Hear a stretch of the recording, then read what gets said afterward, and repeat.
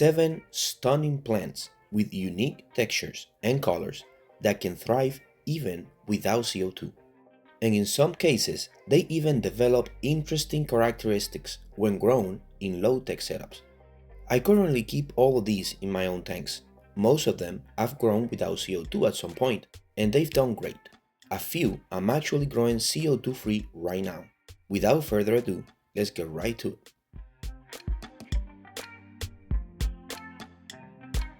We're starting this list with a plant I just began growing about 2 months ago, and before that I didn't even know it existed.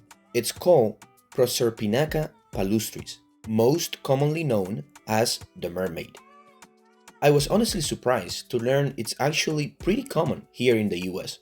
What I love most about this plant isn't even its beautiful red coloration, it's the texture. The pointy leaves give it a totally different vibe from most stem plants, and it has a much broader structure, which makes it stand out in any scape. What's really cool is how dramatically it changes depending on whether you are using CO2 or not. When it's grown without CO2, the leaves look soft and feather-like, with delicate pointy edges. But when grown with CO2, it transforms. The leaves turn narrow and needle-like. Personally, I find the non-CO2 version really fascinating. Let me know in the comments, do you prefer the CO2 or no CO2 look? As for ideal water parameters, 72 to 78 degrees Fahrenheit, 3 to 10 degree GH, 2 to 6 KH, and a pH of 6.5 to 7.5. And since I don't want to waste your time, I'll tell you right now that those parameters apply to about 95% of all aquatic plants in the hobby, so I won't be mentioning those again for the rest of the plants in this video.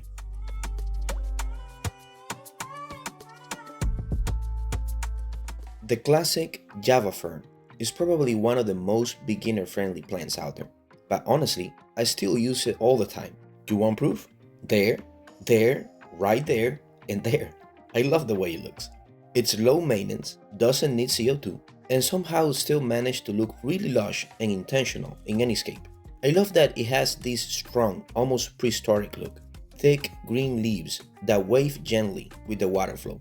A very special plant.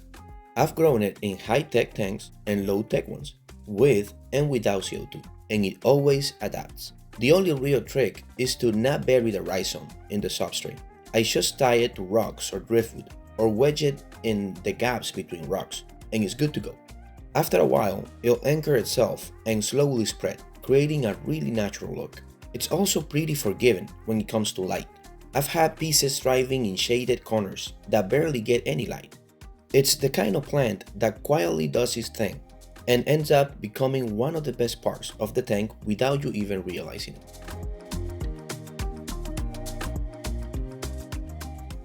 Interestingly enough, this next one was suggested to me by one of you guys in a comment, and I gotta tell you, I really like it. I hope I'm saying this right, but it's called Lagenandra meeboldii red. This plant immediately stood out to me because it has a really unique look that you don't see too often in aquatic plants. It's got these broad, wavy leaves that can develop a rich reddish hue under strong lighting. And what really caught my eye were the tiny, shiny speckles on the surface of the leaves. It's subtle, but once you notice it, it adds a whole new level of texture and depth to your tank. I think the only other plants I've seen that shimmer like that are some kinds of Bucephalandras.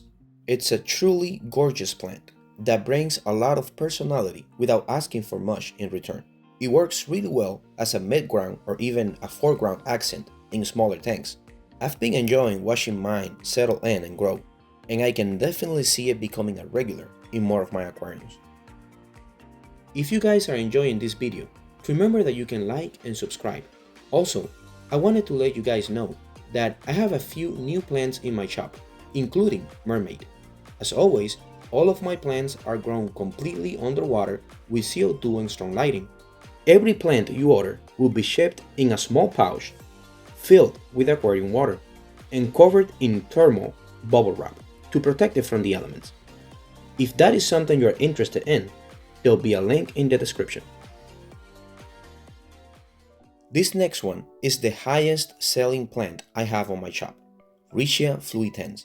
You guys love it, And honestly, I do too. It's one of those plants that checks all the boxes. It's versatile, has a super interesting texture, a bright, vibrant green color, and when the light hits it just right, it gives off these stunning little perling bubbles.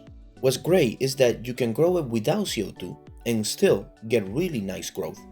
I know I've mentioned Riccia in other videos before, but I wanted to include it here because there's something specific I've noticed when growing it without CO2.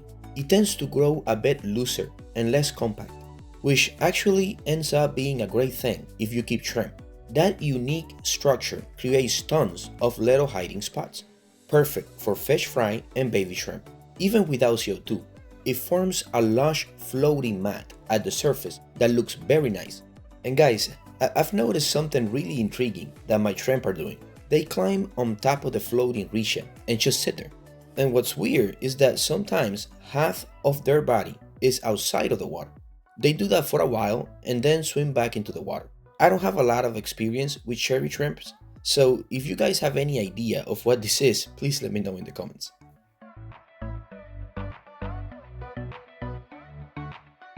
Weeping moss is one of my favorite mosses for creating that forest-like enchanted vibe in an aquarium.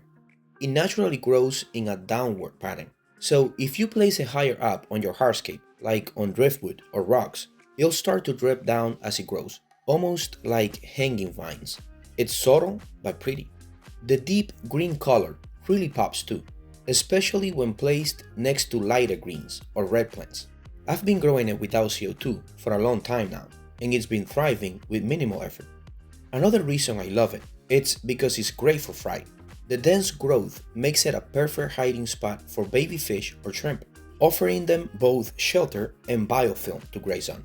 The only downside, and this is true for most mosses, is trimming. When you cut it, the tiny clippings don't float. They sink straight to the substrate. If you leave them there, they can rot and attract algae. Personally, I use a little vacuum I made to clean up the mess. It works great. I had a few in my shop and they sold out fast. I'm working on making a few more pretty soon, so stay tuned for that.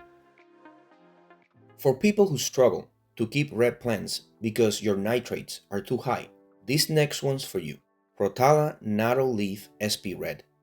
It's one of the few red plants that actually shows off its colors even when nitrogen levels are up. It doesn't throw a fit about your water parameters, and believe me guys, that's a blessing. It also grows really well without CO2, which is why I wanted to include it here. Without CO2, the red turns into this really warm, caramelized orange hue, kind of like fall leaves, very cozy, and just as pretty as the bright red version. This plant is very versatile. You don't even need to plant it in the substrate. I've just wedged some stems into the cracks between rocks or tucked them into the little holes on a piece of cholla wood, and they took off like nothing. It keeps its shape nicely, grows at a manageable pace, and adds a lovely vertical texture that works really well in nature-style layouts. It's quite a standout. Anubias is a solid pick for just about any setup, especially if you're not running CO2. Most varieties do really well in low-tech tanks and don't need much attention. They grow slowly, which means you won't be trimming them all the time, and their dark green leaves hold up well over time. A lot of people attach them to hardscape like rocks or driftwood since they don't need to be planted in the soil. That gives you a lot of flexibility when it comes to scaping, and it looks great tucked into little corners or growing out of crevices. The texture adds a nice contrast to finer leafed plants, and even though they are not the flashiest, they bring a steady, grounded feel to the tank. If you're looking for something low maintenance that still adds visual interest, Anubias are a great option, especially for anyone who wants to keep things simple without giving up on beauty. All of the plants in this video can do very well without CO2 and have interesting and unique characteristics that I believe are worth sharing. If you have any favorites of your own, please share them in the comments.